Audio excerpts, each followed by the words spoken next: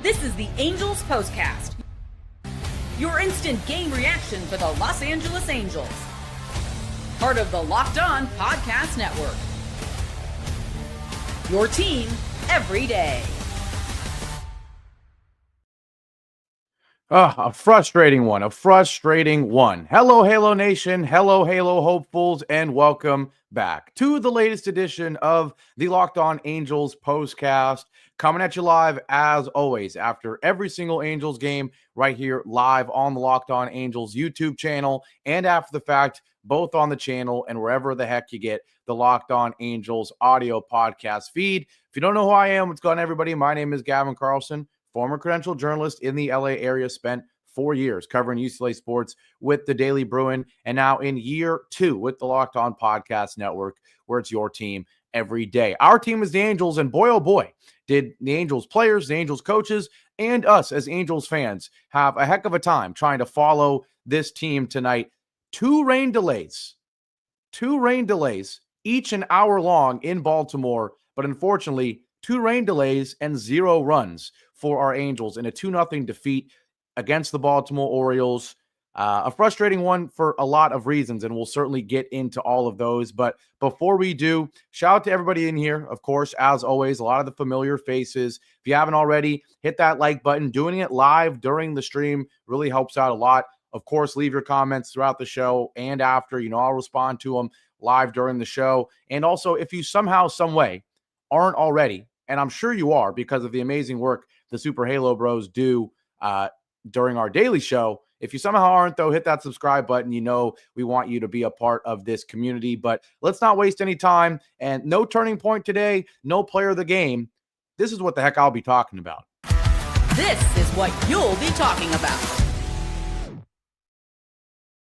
In a game that featured a whole lot of wild cards, a whole lot of unique situations, and not much was consistent in this game, right? From the rain delay and this game starting late to the mid-5th inning rain delay for an hour. We had 2 guys making debuts. We had an Orioles team. We don't know if this team is terrible, good, and just hasn't found it yet. A lot of question marks, right?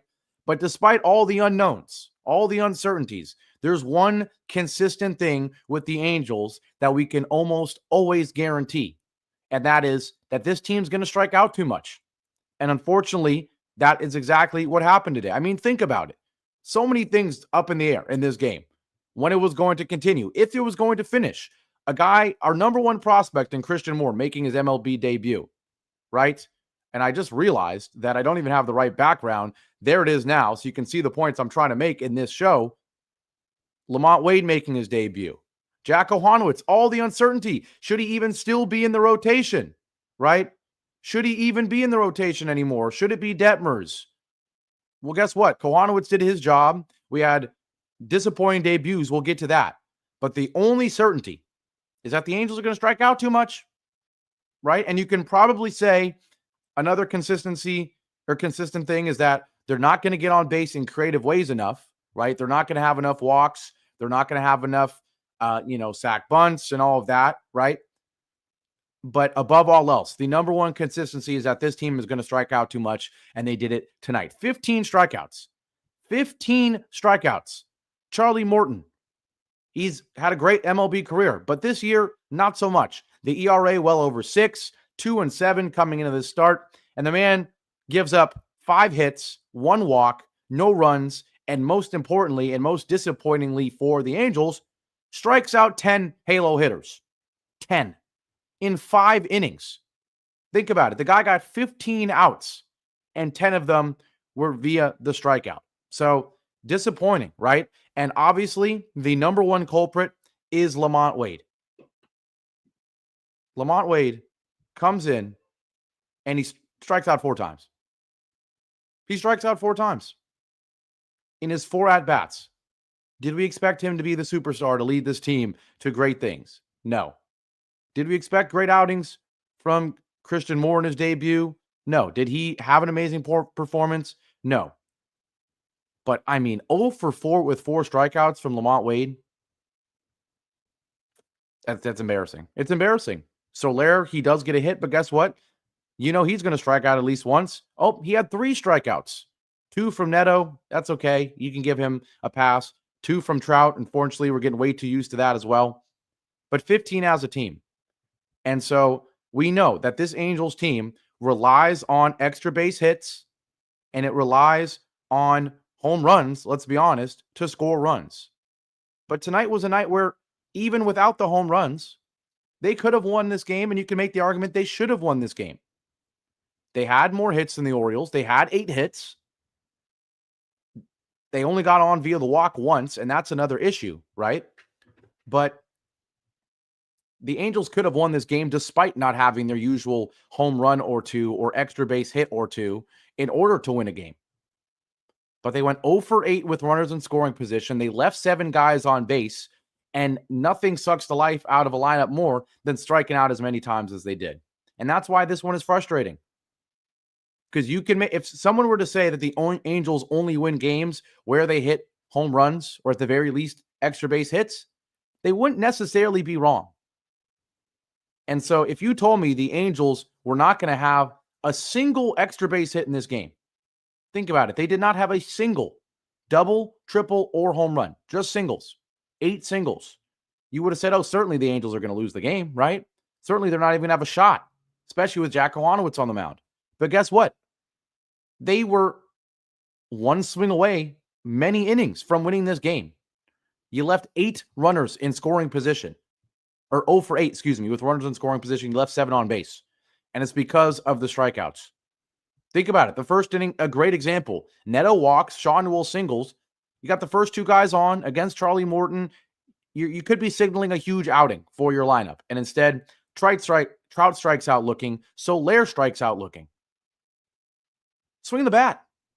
And then Logan O'Hoppe strikes out. So you go 1, 2, 3, and that just set the tone for an inning or a game, where the Angels are going to strike out every time they can't. Every time they can't. And so, yes, does Christian Moore get a pass? It's his MLB debut. Absolutely. Right? But to go strikeout with 2 on and nobody out, you can't have that. To have Morton strike out all 3 guys in the third outside of a Trout single, you can't have that. To have back-to-back singles in the top of the 4th, another opportunity to score. And Lamont Wade doesn't even put the bat on the ball, strikes out. That's what's frustrating. It's not that the Angels didn't win this game, right? We knew this was going to be a series where you would like to win the series. You'd like to take 2 out of 3. I don't think anybody was expecting to sweep the Orioles in Baltimore. I don't care how bad they've been. This team is too talented for that, in my opinion. And if you just lost a game 5-4 in a dogfight, that, it is what it is. But this feels like a missed opportunity to take a quirky game with all the rain delays and with the 2 debuts and all the excitement around that. It feels like a missed opportunity because of how great your pitching was, how many base hits you actually got, but the missed opportunities with runners in scoring position, with strikeouts, and poor at-bats. Just really, really poor at-bats. I mean, think about it. If it wasn't a strikeout killing a rally, it was a double play. The 6th inning, I think, is the best example. Cano replaces Morton, Soler immediately gets the leadoff single. And guess what? You have a Logan O'Hoppe ground out into a double play. Adele singles and steals second. So despite the double play, you still have a runner in scoring position for Lamont Wade, and he strikes out looking. I mean, just a abysmal performance. And was it a bad call on that one? Yes, it was. The umpire did not help us tonight, and the dugout finally let the ump hear it in the top of the 9th inning on a couple bad strike calls there. But the moral of the story is a very underwhelming performance, and it feels like a missed opportunity. Again, if this team lost a game 6-5, honestly, if this team lost a game 8-2 and they were never in it, it would feel different than this, because this feels like a missed opportunity to finally get back to 500 and start this daunting road trip on a great note, right? It's okay. We'll be okay. It's just one game. I see Angels win saying depressing. I see Dusty saying that I'm not impressed at all. Fair enough. I'm maybe a little too fired up. I think we'll be okay. It was a quirky game that you could have won. And the good thing is, after the break, we will talk about the positives, because there were still some positives in this game. Some positives that make us feel good about the future and honestly just about the next 2 games of this series and then the big road trip, or big road series against the Yankees as well. So we'll get to the positives after our break here on the Locked On Angels postcast. I'll be right back. Now, today's Friday night show is brought to you by Trade Coffee. Let's be real. Coffee, it isn't just a drink. It's a ritual, a lifeline. It's the thing that gets you from half asleep to fully functioning. And if it's that essential, why settle for anything less than amazing? That's where Trade Coffee comes in. Trade is the #1 coffee destination in the U.S., delivering fresh, incredible coffee from over 50 of the country's top roasters. Whether you're a cold brew fan or a pour over purist, they've got a roast you'll love. And, I'm actually someone that didn't like coffee, didn't drink it ever until I graduated college. I was always been a caffeine guy, but I decided, if you're going to be an adult, if you're going to be a professional, you can't walk around with Red Bulls and Monsters. You got to be a little more professional and have some coffee, right? So I took Trade's quiz. It only took a minute. And the great thing is the first bag they sent me, it was spot on. I was hooked. Suddenly I liked coffee. It was fresh. It smelled amazing. And honestly, it ruined grocery store coffee for me in the best way. But the good news is if your first match isn't perfect, Trade will replace it for free until they get it just right. So right now, Trade is exclusively offering our customers 50% off your 1-month trial at drinktrade.com/lockedonmlb. That's TRADE.com/lockedonmlb for 50% off your 1-month trial. Drinktrade.com/lockedonmlb. And today's show is also brought to you by FanDuel. I mean, the NBA playoffs, not only are they in full swing, they are delivering right now. The NBA Finals, Game 4, Thunder even up the series. Another fantastic game. I, like many, were doubting the storylines, doubting if there was enough firepower, superstars in this series. But man, it was. So far it has been fantastic. Highlight-worthy performances, major momentum shifts, and can't-miss moments. So FanDuel makes it easier to stay in the game. There's no better time to get on the action than right now because FanDuel, before tip-off and live, it's the best. With player props, performance trends, and same-game parlays, fans have more ways than ever to play smart and win big. So if you're new to FanDuel, now's the perfect time to sign up. You can head to FanDuel.com and place your first $5 bet. If it wins, you'll get $200 in bonus bets. So make every moment more with FanDuel, official sports betting partner of the NBA. Back here live on a disappointing, but it'll be okay, edition of the Locked On Angels postcast. Angels blanked 0 runs in a game that featured 2 one-hour rain delays, 2 debuts that didn't go to plan for the Angels, and a 2-0 defeat to open up this 3-game series in Baltimore against the Orioles and this 7-game road trip that has 4 against those darn Yankees. After that, a missed opportunity to get to 34-34, a missed opportunity to close that gap with the Astros even more at the top of the AL West and still stay in second. It's so tight there that this one loss drops us to 4th, but we're not worried about that. We're worried about players getting it done, and unfortunately, the lineup did not. In case you missed it, Lamont Wade makes his debut, and he goes 0 for 4 with 4 strikeouts. That's the reason he was let go of the Giants. Christian Moore, our highly anticipated debut, comes for him, our #1 prospect. And, of course, he goes 0 for 3 with a strikeout, was not able to get his first major league hit, but he did his thing in the field, didn't make any errors out there, and unfortunately just, wasn't able to get a hit. He made contact, a couple times. He did strike out once, but he'll be fine. He has time. Honestly, you don't have to do much to be more interesting and intriguing and productive, honestly, than a Kevin Newman or a Scott Kingery or anything like that. Fortunately, Luis Rengifo performed tonight with 2 hits, ironically, when his maybe eventual replacement makes his debut. But the moral of the story is you struck out 15 times, you only had 1 walk, and you had 8 hits, all singles. You went 0 for 7, or you went 0 for 8 with runners in scoring position and left 7 on base. But let's get to the positive here. And there certainly was one big positive, and really an entire, a positive aspect of this game was the pitching, but in particular, Jack Ohanowitz. Obviously a very unique situation. I played baseball, but I was never obviously a major league pitcher or anything like that. But I can't imagine, right? Getting prepared to pitch at a time. There's a rain delay. Suddenly the game is starting an hour later than you expected it to. You're trying to stay warm. You're trying to stay locked in. Not to mention you've really struggled. You've really struggled in your last few starts. Not to mention there's a guy in Reed Detmers who might be coming for your spot in the rotation. But for him to do what he did tonight, I actually think it was a positive performance, right? The stat line is going to say it's an average one, just 4 1/3 innings, 4 hits, gives up 2 earned runs on 2 solo shots, and only had 2 strikeouts. But in all honesty, I'm okay with this. I'm okay with this performance because, again, like given everything I just said, the context coming into this one, both with himself, with the competition that's looming, and with the rain delay, for him to go up there and, only have really 2 bad pitches, giving up two solo shots. He gave up 1 in the second to Ryan O'Hearn. And that's just a tough one, right? It's a first pitch hanging slider. You're trying to get him off of his game with a first pitch off-speed pitch, but he left it right down the middle, and O'Hearn absolutely hammered it 405 feet. Then in the the 5th inning, it's a Ramon Laureano home run of all people. And this was another tough one, a 1-2 pitch. You get ahead in the count. You're a low strike zone pitcher, and you just missed the zone. You threw a changeup trying to get it down, maybe down and in or down and away. And unfortunately, it was up and in the middle. And Laureano was able to pimp that one out. But outside of those 2 pitches, really, he had a pretty impressive outing, right? I always criticize him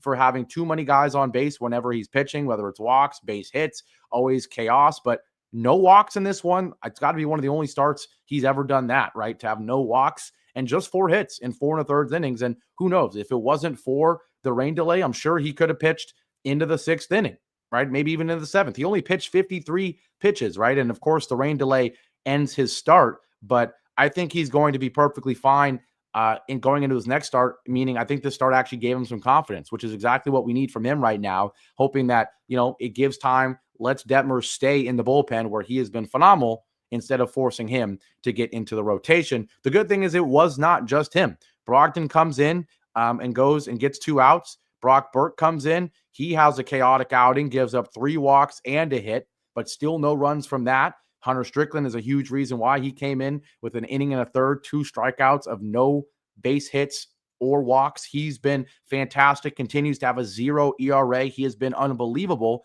And then Hector Neris comes in, gives up 1 hit, but strikes out 2 to lower that ERA, which is still all the way up at 9. But really, honestly, the hitting, you lose a lot of confidence to some degree. But honestly, I don't think you do. And you know what? I'm going to end this show by having some positivity here.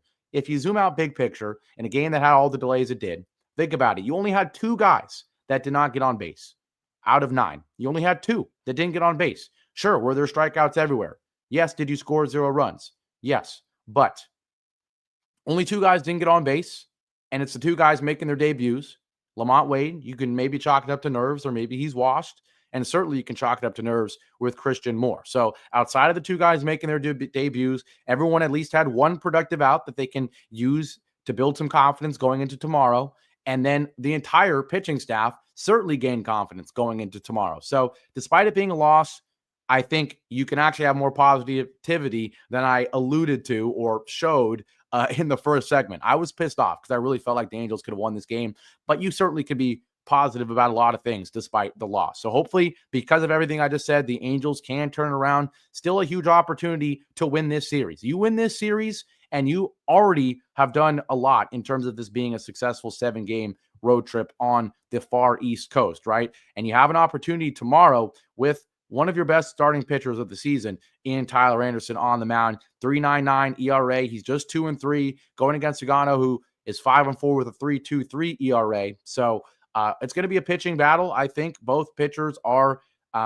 expected to perform in this one against 2 lineups that have struggled, but we'll see. Hopefully there's no rain delays, no chaos, and we just see a battle of 2 teams that have struggled at times offensively against 2 starting pitchers that are solid, and we'll see who can come through. At the end of the day with the Angels, it really comes down to a few things. Can a few of those hits be extra base hits? In particular, can 1 or 2 of them be a home run?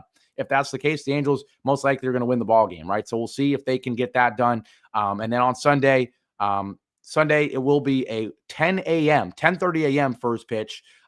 Tomorrow, 1 p.m. So you can expect me to be live around 3:45 tomorrow. I hope you can join me there. And then Sunday, it is going to be 10:35. So expect me around 1 p.m. I love it. Fud Alex says Gavin's going to start breaking stuff soon. Angels win says relax. I'm relaxed, okay?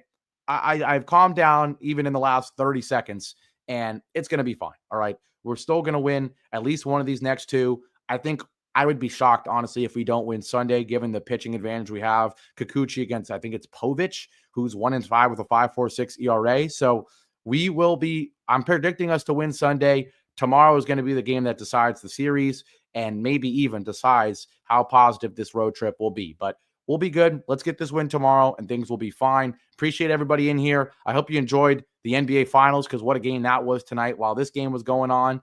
And I know it's graduation weekend for a lot of people. Let's be honest, a lot of craziness going on in the world, a lot of negative things going on in the world. So I hope everyone is, being as positive as they can. Everything's okay personally for everybody. Not to get, turn this into a darn sermon or anything, but just hoping everyone's doing well. I appreciate all of you guys so much. I view you guys as friends. I truly do. So I hope you're all doing well, and let's keep it going tomorrow with a win. I'm going to go celebrate with some of my UCLA friends that just graduated today. If you know anybody that did, make sure you celebrate them. And of course, celebrate your fathers coming up as well. So have a great one, everybody. Seattle lost, like we're saying, Fud Alex. So shout out to that. And my second team, the Giants, is beating the team that both of my favorite teams, the Angels and the Giants, absolutely hate, in the Dodgers. So we certainly would love to see my Giants keep it up against those Dodgers. It's 5-2 right now in the bottom of the 8th. So hopefully they can get it done there. But have a great rest of your Friday night. I'll see you back here tomorrow afternoon. We'll be all right, folks. Go Angels. Take care.